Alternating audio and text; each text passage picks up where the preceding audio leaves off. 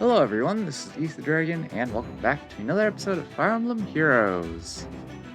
So, Summoner Duels S is a thing now, and we'll probably make this mode a series as well. But yeah, there's not really much to talk about here. We'll just quickly go through our teams here. The first team is just a mobility team with some Kanto.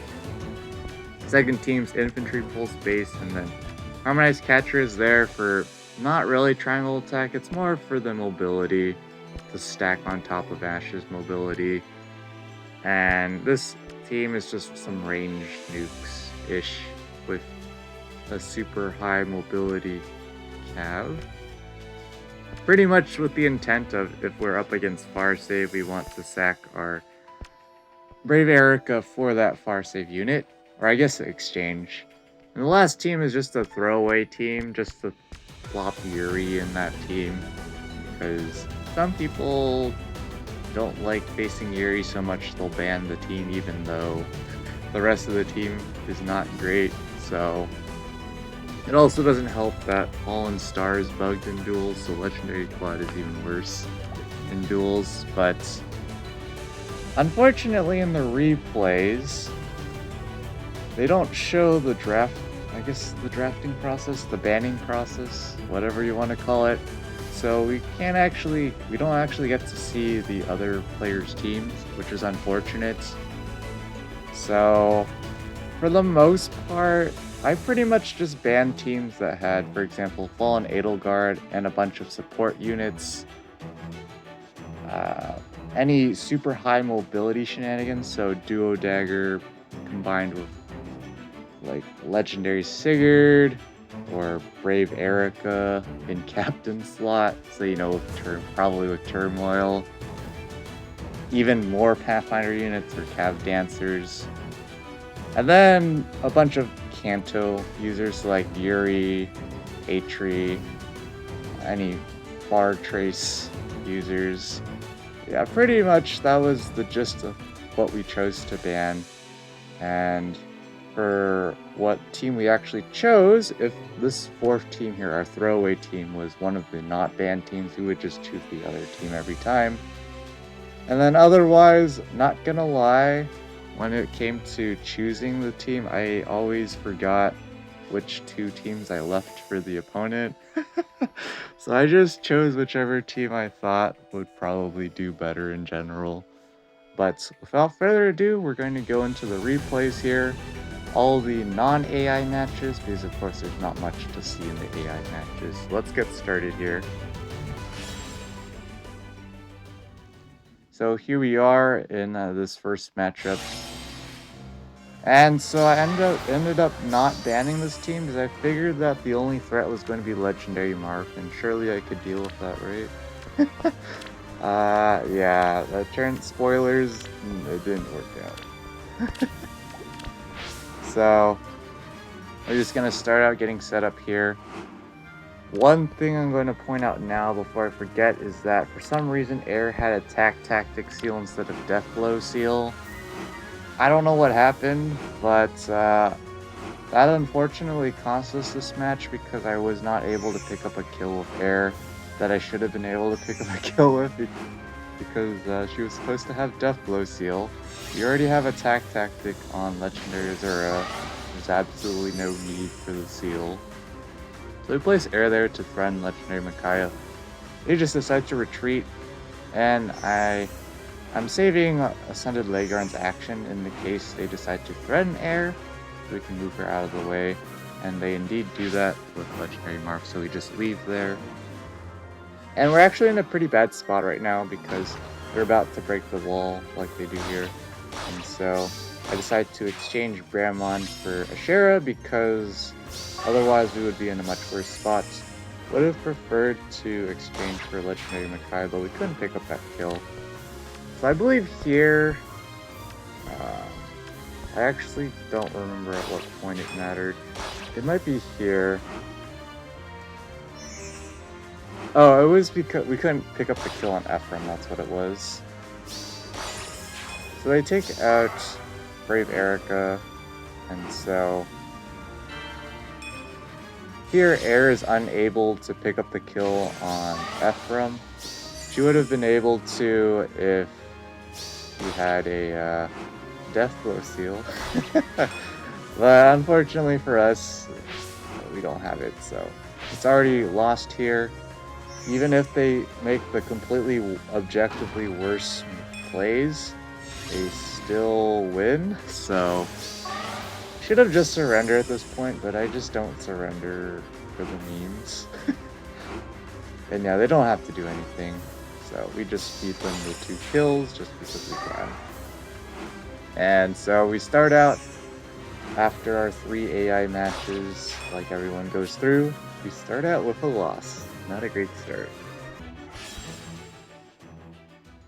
And now we are up against... Oh, this is an AI opponent. Whoops, I selected the wrong replay. Alright, much better. Not gonna even bother re-recording the video for that. We make too many mistakes on this channel anyways. So we're up against this team. There is a near save Brave Edelgard, and I decided to bring the Infantry Pulse team because I figured we can just nuke most of these units. So our primary objective is to nuke Brave Edelgard, of course, with Legendary Crom. And at that point, we actually aren't winning. We pretty much have to nuke Brave Edelgard for free with Legendary Crom, because the problem is they have Yuri, and although Yuri can't exactly take out all of our units, his Canto and mobility is definitely quite annoying. So we have a bunch to worry about here. So we're just getting set up for a meme Ashe play. Since we have even pulse tie, we can plop in Ashe in this location, which allows Legendary Crom to pick and choose one of these 3 units to kill. And so they actually surrender here, but I feel like that was the incorrect play. What they probably should have done, in my opinion, is probably either retain Brave Edelgard or Yuri. I personally would prefer retaining Brave Edelgard because if Legendary Crom is gone, the only unit that could reasonably challenge Brave Edelgard is probably Ashe, and she's probably not going to do too great of a job. So, and of course they have Lancian Palette to deal quite a bit of damage, of course, with Lady Blade. She 1-round KOs Seliph. She pretty much probably 1-round KOs everything on my team. So, with even Tempest, they could probably get away with some things. So, I feel like this was too early of surrender. They should have just kept playing. But I guess they felt like they just got outplayed already and decided to surrender. But surrendering is one of those things where you're kind of assuming that the opponent is going to play correctly and actually pull through all the way to win the match. So it's just one of those things where in this kind of mode, you might as well give it a go, unless of course you are short on time and can't keep playing. Because these matches can take a while if your opponent thinks too much. So here, they just have pretty much a slapdash team, and so our huge advantage is having Not with Atri, so we can snipe over the water tiles. So here we're in range to attack their Hell, and we can take her out, but I just wait till our last action to snipe her down, because they can't actually save her, so that helps us out to beat their shenanigans. And at this point, they're already down on 1 unit, so we just have a massive advantage. And again, Atri can just snipe over the water tiles, so we just have a massive advantage there. So we decide to move out preemptively in case they wanted to break the wall, but they don't break the wall. So they actually moved Crom down, which I feel like was incorrect, but they can't really do much at this point, because that just gives us opportunities to start moving up, advancing upwards like we do here, and Crom is just too far away. Sure, he has to change fate, but you don't want to use the change fate to move up. And we're actually okay here with leaving Not in range, because if he hypothetically were able to pick up the kill on Not, then we would just pick up the kill on Crom of Atri. So they use the duo skill there, which again is probably incorrect, but again they can't really do much at this point, so we just snipe down another one of their units, and again, not much they can do. Fallen Julia is not a threat to Knots, so we can just dance Atri here and it's over, because they can't get Crom out of the way, and if they do, they just lose more space, so it's just GG at this point. But yeah, this particular season of Summoner Duels Summoner Duels S is interesting just because the max current glory you can reach is 1000, so everyone who reached 1000 is rank 1. Everyone's who participates in the event gets the maximum rewards anyways, but here against this team our win condition is just to exchange Brave Erica for Brave Hector, and we pretty much win at that point because we can just stall stuff out. But to some degree, depends on the scenario. That we're actually in a we're in a worse position than them because we have to sack our captain for a non-captain unit. So we would be down on points essentially, but we did greed for capture points there. So we're just basically biding our time, hoping they overextend. That's pretty much it. So here we utilize the fact they place Hell outside of Brave Hector's range for far save. So we exchange Bramamon for Hell because otherwise Hell would be a massive problem for our team to one-round KO. So that was a great exchange for us. Not so great exchange for them. So they advance their far save unit, but that is being a little too aggressive. They even break the wall here, so they really should not have done that. Because now we can just revenge kill. They get the captain kill, of course, but we get the kill here.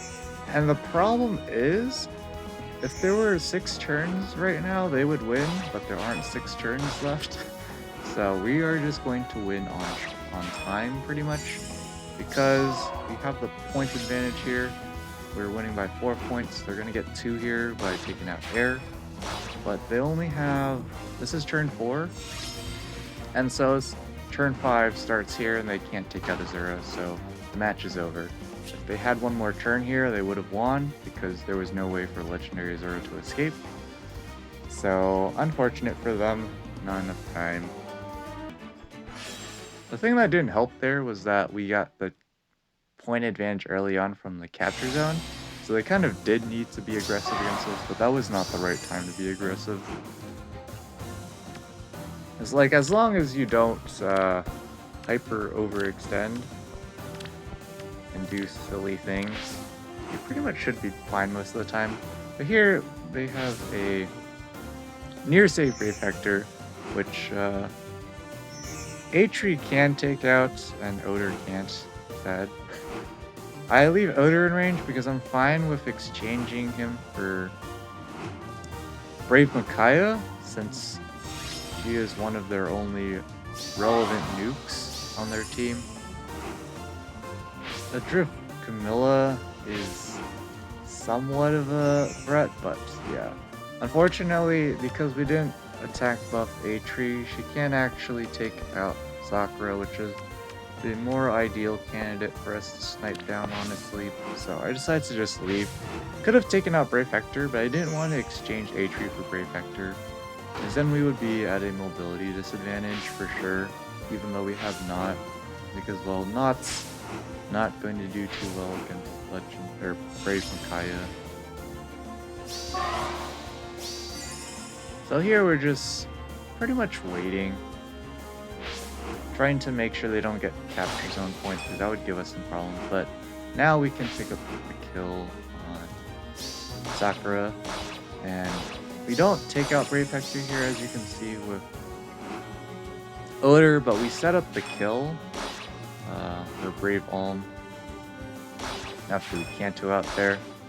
And so now we can guarantee ourselves either a kill or preserving our units, they decide to exchange Brave Alm for Camilla, which I don't think was the greatest play. But here they decided to take out Racing.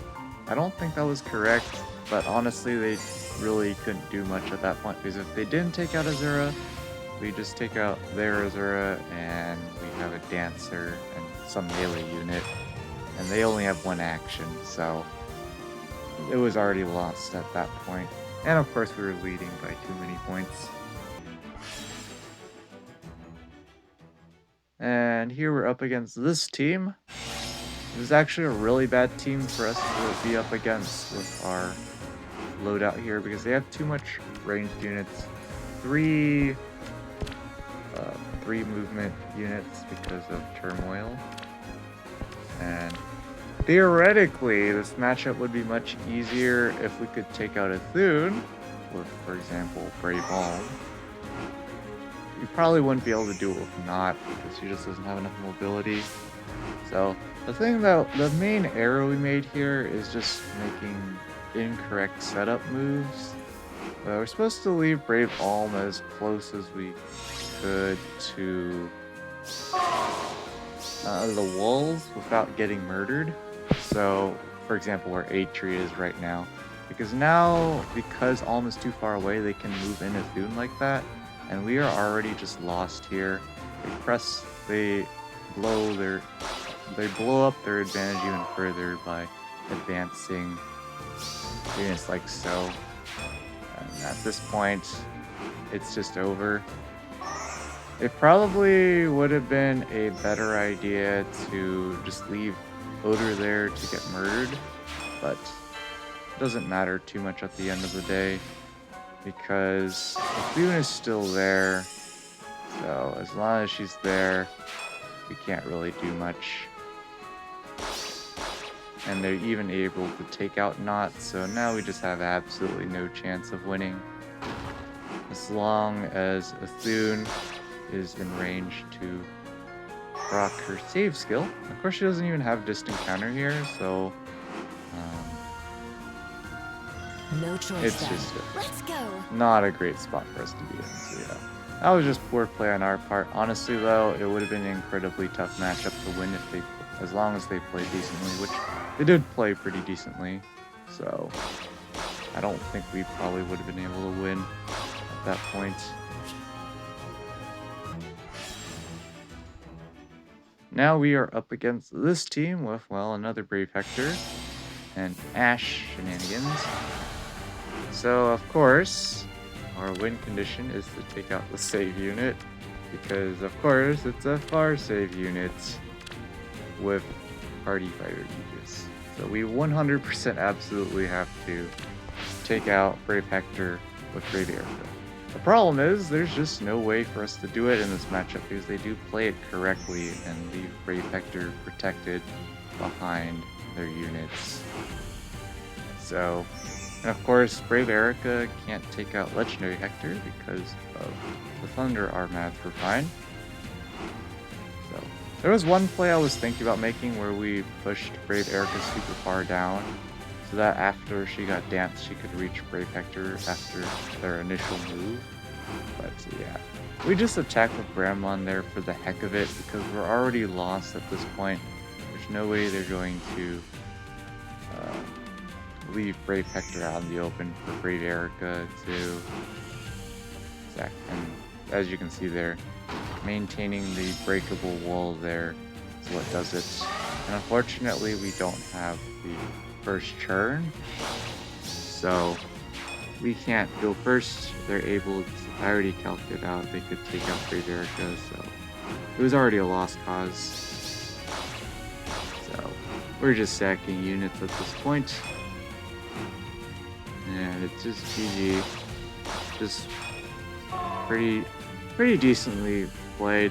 They could have done a few other things to improve their play, but overall pretty solid. Not much we could do in that matchup. So I think at this point I've already reached 1,000 glory, so we're just kind of goofing off and just playing some extra matches. Pretty brain dead at this point anyways. So this team is a kind of a strange team, but our objective is basically just to keep exchanging units or force situations where we can pick up free kills. So we're just preemptively sitting back in case they want to break the wall, which they do, but they've done it late enough to where we can just start plopping our units in range. In fact, we're okay with putting Odor in range because I've already calced out that A-Tree can take out dual lifts, so we go for that play, and we can pick up another kill if we so choose, and we do. Decide to pick up the kill on Katria, just to remove more of their mobility options even more. We use Odor instead of Alm to pick up the kills, so we get the Kanto, and it's just over at this point. Because they're too short on actions, so we would eventually snipe down the rest of their team without them being able to do anything about it. And once again, we're just playing extra matches for fun. And we're up against this team here, which is a huge threat for our team because we don't have enough mobility to deal with Yuri. We pretty much have to... Our win condition is essentially having them sack Yuri for one of our weaker units, which would be like, I don't know, Selith? But here, I don't know what I was thinking, but I thought Odor only had 3 movement when he actually had 4 movement, so I didn't take him out with Chrom. Because I didn't want to exchange Chrom for Yuri. At least, if I calced it out right, Yuri picked up the kill. I might have done it wrong, but I'm pretty sure he picks up the kill because Chrom only has 48 HP. Let's calc it here real quick. So that'll be 59, 65, 68, 68 against 38, which reduces to... Yeah, that's the kill. That's what I thought. I was sure I calculated it out right, but yeah, it's already over. Because we were just completely screwed over on mobility at this point. Nothing we can do. So it's already a loss from that one misplay. But yeah, we should... It occurred to me that Odor had 4 movement. I wouldn't have moved my units initially like I did. Because, of course, that kind of play is pretty straightforward to spot. But at this point, yep, they can just keep running away with Odor, and we can't really do anything about it. So we just leave our units to get murdered by Yuri's lethality. At least we pick up a kill, so we don't get completely swept on score. But yeah, it's just over. AoE are from dual Alphons doing things. Some people like to use dual Alphons to charge up specials, for example on Yuri, like lethality, and it's pretty decent. But yeah, at this point we've already had our 4 losses, so that is the end of our run here. We'll just quickly scroll through. At some point we did clinch getting to 1,000 glory, assuming we won all the AI matches, because of course you start out with 3 AI matches, and after your first 3 losses, you'll get matched up to AI, so you get 600 free glory, essentially. So as long as you're running, for example, air, because most players should have air, yeah, you just need to win 4 matches on your own to clinch 1,000 glory. But yeah, we are rank 1, woo! Not that it actually matters. We'll be getting the max tier rewards or something. They don't show it here, but that's going to be it for this episode. Thanks for watching. As always, this is ETH Dragon, and hope to see you all next time. Bye!